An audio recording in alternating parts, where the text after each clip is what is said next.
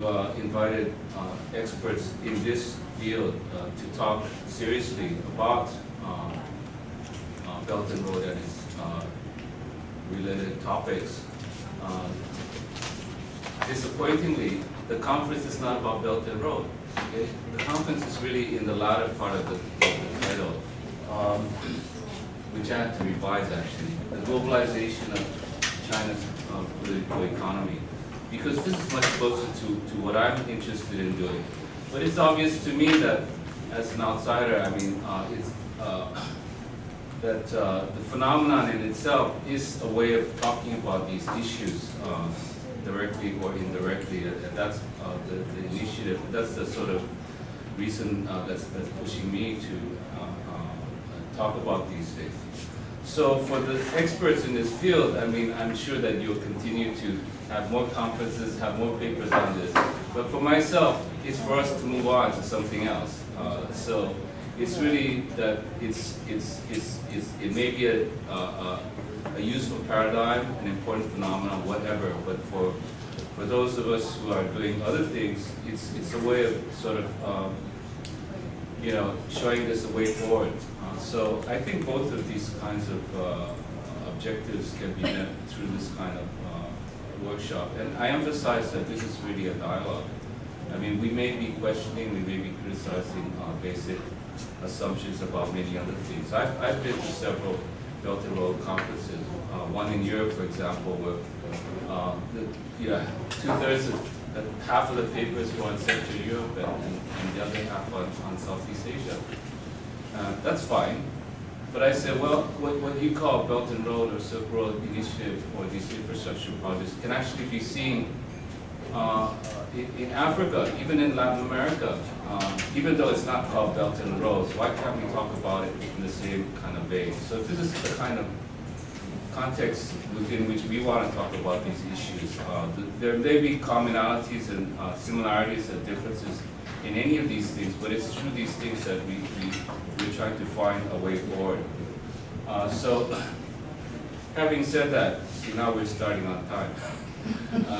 I'd like to briefly introduce the three speakers in this panel and a bit about the organization of the conference. I've organized it into two huge panels. Each panel has three speakers, and basically we're going to listen to the three presentations first, have a short break, then come back for open question and answer. So we really want to talk about these papers as a group of papers, not individual case studies. I can only say that with the initial people that I invited, there are two of them that could not come, so the topics are slightly different. And it's changed in a very interesting way, I think, despite what you see on the way that the topics are. I mean, I intended basically for the first panel to discuss, issues pertaining to policy, Silk Road, so on and so forth. And the second really to deal with sort of, the politics, the economics, and the culturalities, in particular by looking at different kinds of case studies. But the papers that you see, actually, I found that it's, despite the organizers' attempt, that it's become even more interesting. I think if you look very carefully at the papers, each of these papers deals seriously with the strategies behind this. So this is really what we want to talk about. This is the way we want to go beyond the surface and talk about this. So having said that, I'll just very briefly introduce the three speakers. Professor Xing from the Department of Politics and Society at the University of Aalborg in Denmark. Professor Joyce from Party Institute, Social Research and Cultural Studies at Jalda. And, sorry, Richard? Turcsányi. Okay, sorry. See, the 4 months I spent in Czech Republic had absolutely no help to me at all. From the Department of Asian Studies at Palacky University in Czech Republic. So the first speaker is Professor Xing. We've heard him give a talk on Tuesday. And so actually the talk serves as a very useful introduction to the paper that he's going to present himself. And I'm not going to tell you anything about the paper except that it's been passed around, so I'll just let Professor Xing go forward.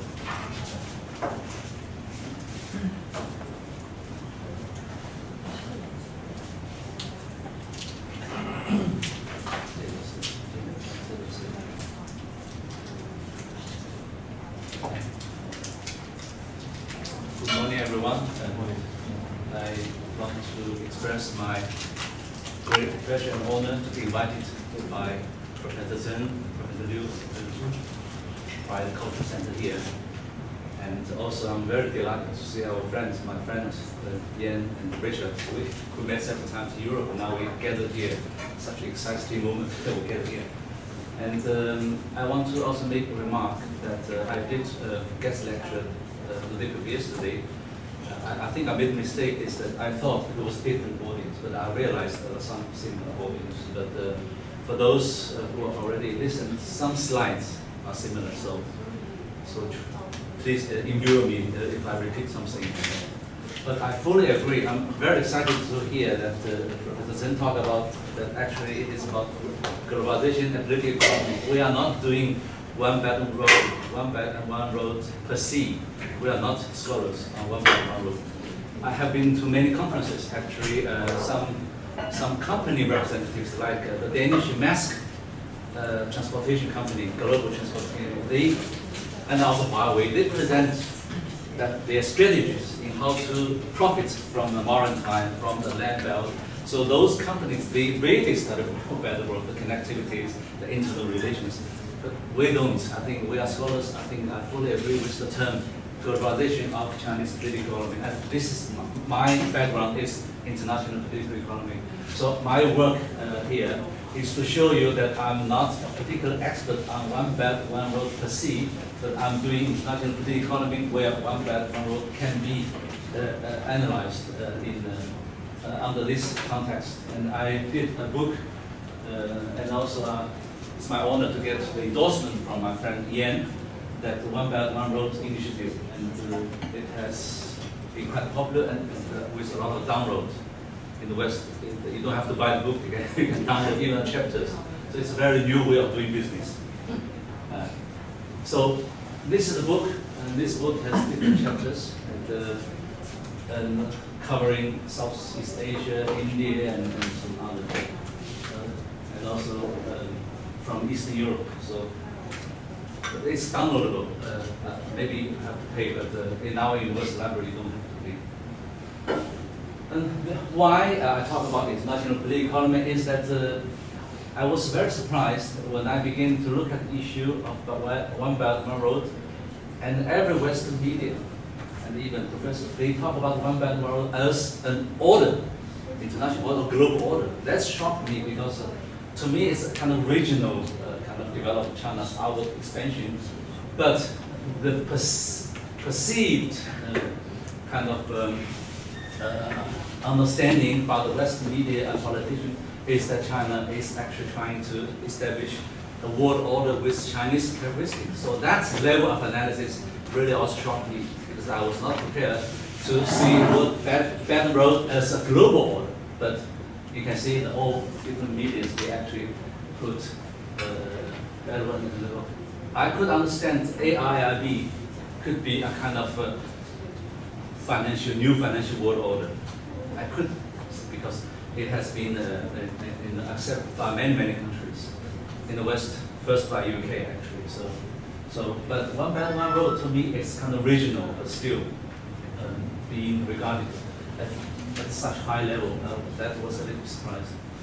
Just for some younger generation about Belt and Road, the idea or the terminology of Belt and Road derived from the Silk Road concept, okay, historical, okay. And actually the Silk Road, the term Silk Road or the notion Silk Road was actually coined by a German archaeologist. Okay. I can't remember the name. So according to history book, that's what I read. Maybe Professor Liu and you read also. is that it started in the Han Dynasty, then got flourished in Tang Dynasty, and reactivated in the Mongols period, but declined since the end of Ming Dynasty. So I think that the idea borrowed from this history is that why we can have a new connection between China and Europe. But at that time, it was kind of natural trading flowing of commodities. But this time, China wants to dominate. China wants to shape the pattern of trading or expansion. So the Belt and Road was raised on two occasions. One is that she's meeting with Indonesian president and with Kazakhstan president. Okay, more or less in 2013. Okay, he talked about this concept. Okay, so I don't need to give the detail. You all know this. And the key idea is kind of 5 aspects. Okay, cultural exchange, policy coordination, facilities, connectivity, trade, investment, and financial integration. So these kind of core components of the Belt and Road Plan. So the focus is on connectivity and integration, but with China as kind of shaping force, okay, with kind of a dominant. Basically, the land belt and the sea belt, maritime and land belt, there are also 6 economic zones around the belt. And connectivity today, actually, that in Europe already kind of twice a week, if I remember, that from London to Xi'an, and also from EU to Madrid already. But it's not for passengers, it's for goods transportation. So you can see already connectivity already started gradually. Maybe one day they say that we can have holidays to Europe or to the east through this. It's quite interesting, but I have to go through many countries. I went to Denmark in '88. I didn't have money. I had no money to buy the plane tickets. So I and my wife, at that time my girlfriend, we took Siberian train, 7 days from Beijing to Denmark. But we had to transit in Berlin. So you can see. So I actually experienced the fall of Berlin and all this Cold War. My wife was ordered to turn around several times because her photo and her reality does not match fully. So she has to turn many times in the Berlin border. And also this I showed before that the Belt and Road, we have to understand the Belt and Road as the kind of evolution of Chinese political economy, and have to look at the internal and external axis. Okay, so to me it's kind of natural development. I don't know whether you can call it a natural product of a new era, but start with Deng Xiaoping's Tao Guangyang way strategy that keep quiet, be modesty, and never be a leader. Okay, do not hold in the banner. He called do not hold in the banner. And then to Hu Jintao and Wen Jiabao's period, where that the China's gradually that the Chinese made in China model gradually emerged and began to go abroad. 有所作为 means that to make some achievement. Then when Xi Jinping took power, it's really a period called Go Global. Then China's capital expansion and even security expansion began to be realized. And so Belt and Road, and Xi Jinping he raised a lot of concepts. For example, harmonious road, common destiny, and also that you can see all these not peaceful development. That was during Jiang Zemin and Hu Jintao's period. But Chinese Spring, human common destiny, new type of mutual power relations, win-win situation. He raised a lot of this kind of logos, brandings. But these are all responding to kind of external development that Chinese government has to construct kind of reaction to the external pressures or external challenges. But One Belt One Road, according to international recognition, that it is kind of endogenous, indigenous and also give a good story. I attended some conferences where many European scholars and policymakers, they were amazed by the good story that China packed with One Belt and Road project. Okay? Whether it is reliable or realizable, we don't know, but the story was there. And here, interesting is that we have to understand the background of political economy of the Belt and Road. If we look at before the Cold War and before economic reform during the socialist period, that Mao Zedong actually tried to, from political economy perspective, try to position China's status in the world. Okay? He actually divided the world into three. Vis-a-vis Wallenstein's, this is economic stratification, this is political stratification, and Mao wants to generate power from the political stratification at the bottom, the third world. So China claimed to be leader of the third world and get a lot of political support, but China also, we call fasten our belt and gave to those African countries. But political reward was there, in the competition with Taiwan's diplomatic relations and the United Nations. So the reward is there, but the country's economy was really in a disaster situation. But so after economic reform, Deng Xiaoping realized that, okay, China had to return to the basics. The basics, that is the Wallenstein's economic stratification, where China suddenly from the leader of the world into the periphery, backward. Recognized we were backward, so China accepted the position as a periphery. So we have to understand the political economy of this transition. Then, economic reform made China join first East Asian division later, as I showed last time, that the flying gaze model with Japan as the first layer, the four mix, okay, including Taiwan the second. Then in the 1990s, Malaysia, Southeast Asia, some Southeast Asian countries. Then in late 80s, 90s, China joined. Perhaps Vietnam, Burma, Laos, next we don't know. Okay, this is just a dot. We don't know. And when the first layer moved ahead to more advanced industries, the late layer took over the production.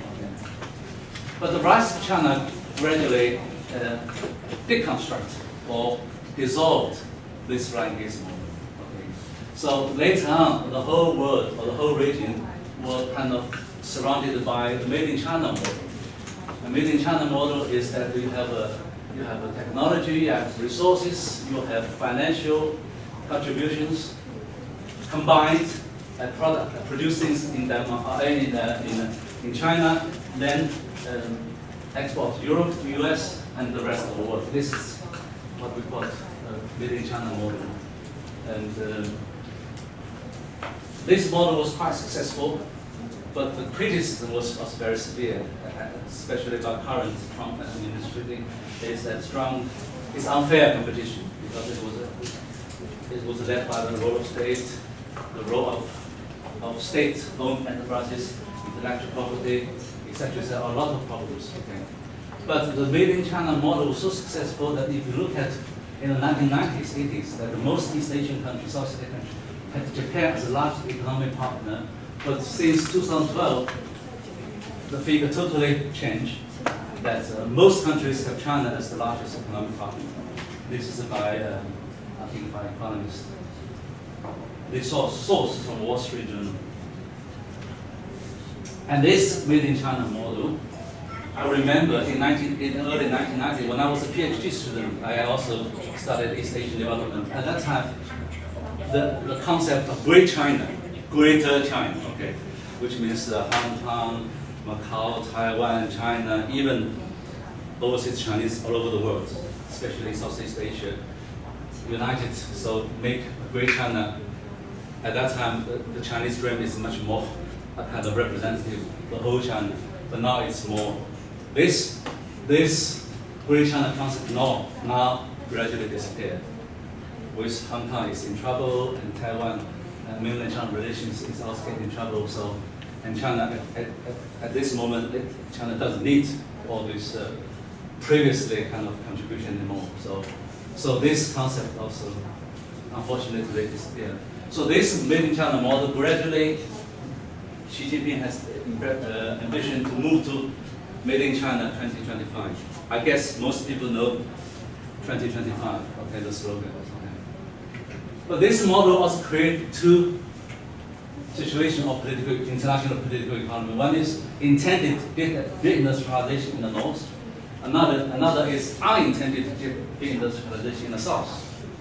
In the north, that's deindustrialization in the north means that that this model is so profitable because China previously was this model, and this model was very much profitable if Western countries, including European countries and America, they outsource their industries to China because this is the Chinese model, and the labor-intensive, low-cost manufacturing and high public investment in national infrastructure. So China has good infrastructure. This infrastructure also includes education, labor, not only physical. Okay, and here is low-cost labor, very favorable to international capital and international production. So production relocation took place in northern countries, floating to China. But that is intended, okay, because they want to move in.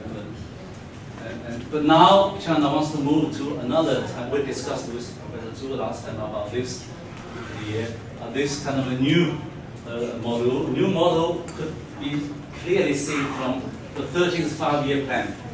If anyone has read Chinese 13th five-year plan, the newest one, you can see that this is very clear.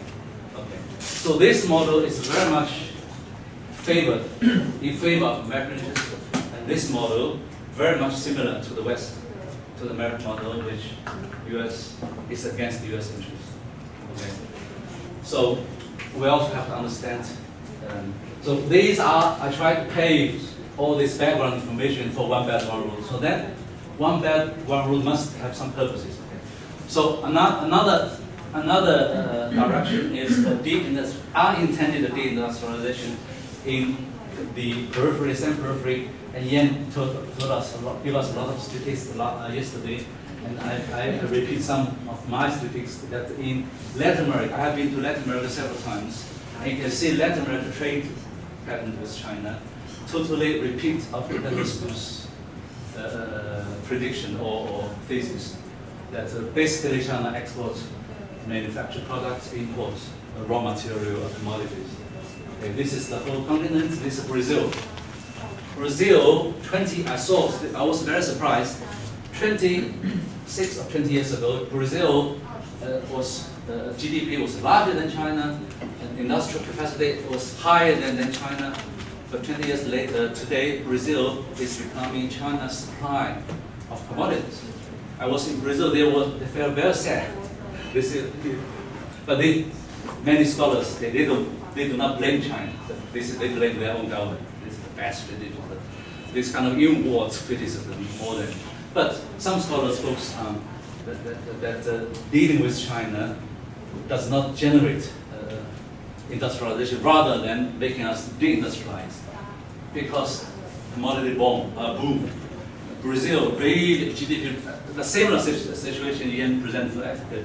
Brazil and many other countries in Latin America, their GDP really grows because of China's purchase.